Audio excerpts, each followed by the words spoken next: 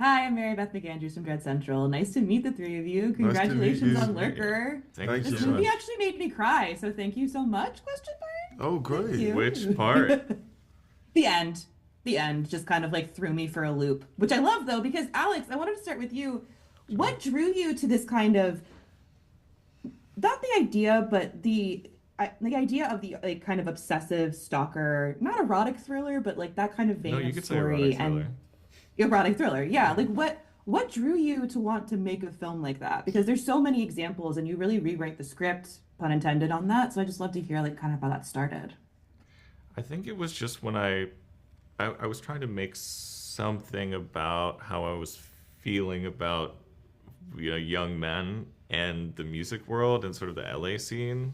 It was all just kind Okay. of like amorphous feeling in my gut. And it wasn't until I keyed into like a hanger on through which to tell this story that I was like, oh, this is how I can get all of the things I want through this character. And then it just sort of took the form of, hanger on attempts to hang on. And it wasn't, I wasn't that big picture about it. Okay. I just Cool. kind of spent some time in his world. It wasn't that hard for me to imagine because I felt the allure of any pop star, and I understand the appeal, so I just wanted to go Yeah. all the way with it. Cool.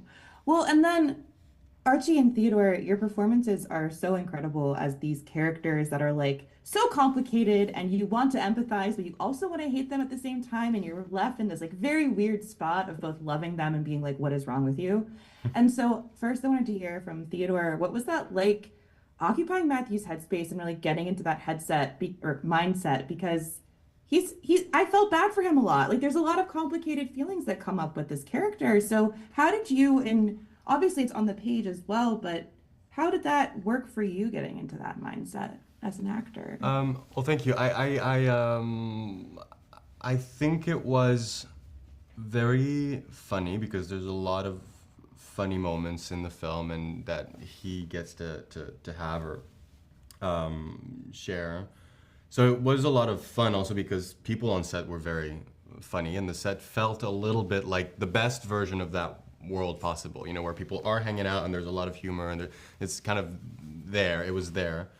Yeah. So it was great, just the environment of the set was kind of good research as it was happening.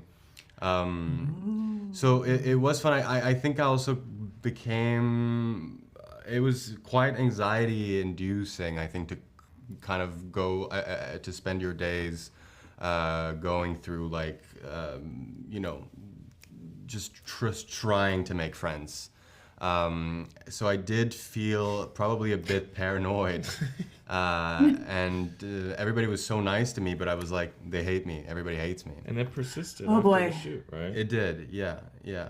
Can we are Can we we allowed talk to about that? Yeah, Teo called me like months later, and it was such a surprise to me because he was like, yeah, like I just kind of still feel like, what, like, do you like me? And I was Oh, like, that I it, so deeply empathize with that though. But like, it's wow, that's and it was so crazy. shocking because we were like, we just had the best time ever, but the fact that he was so in the character, it permeated, I guess. I think it does, and also, yeah, you spend your days, most of your days, you're going through those scenes. So even if it's, it becomes part of the reality that is, So Yeah. at some point, I think it's a bit hard to make a difference with everything and separate things. And I think as I'm getting older, I feel like I'm more permeable, like permeable to things. Before I was probably more like, things were separated. And as I'm getting older, I can see that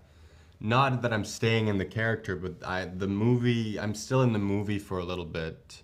It's more kind of, there's a bigger imprint on my life than before. So, yeah, I had a lot of fun, but I was also kind of like, ready to move on.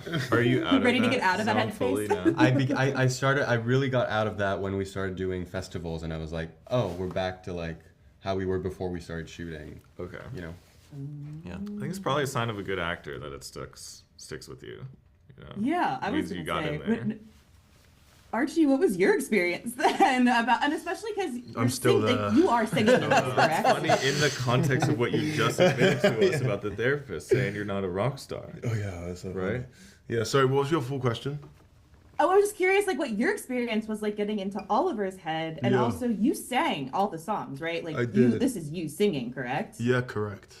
On I can't wait for Spotify, the Apple album, Music. I don't know. Yeah, for me it was daunting. It was a little anxiety inducing too, but for different reasons. I think I just felt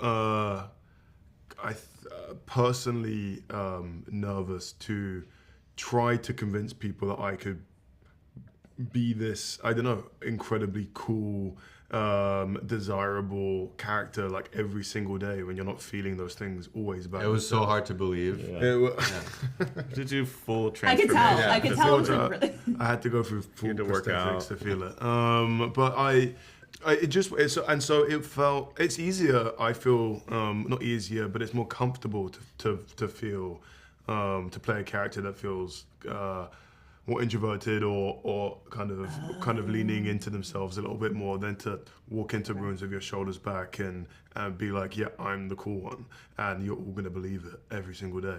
Especially when you're working with people that are just genuinely really cool, like Cam and like Zach and yeah. Anyway, We have real life cool people in this. there's movie. like people that you have real life like Oliver's like in the mix every day, and I'm like, I'm trying to be a version of you or inhabit the spaces that you inhabit every day. And are you going to look at me and think I'm a fake? Anyway, it ended up being just incredibly helpful to have those people around every single day. You know, that kind of, the scene that Alex is talking about, the world that he's creating is a very real world that exists in LA, but it isn't my world. And so to have it on set every single day, on and off camera, because Alex was just enjoying himself the most and would just be like to friends, yo, come hang and like come watch today. And so we'd have people that just like were like a part of that world just off camera, which was so useful.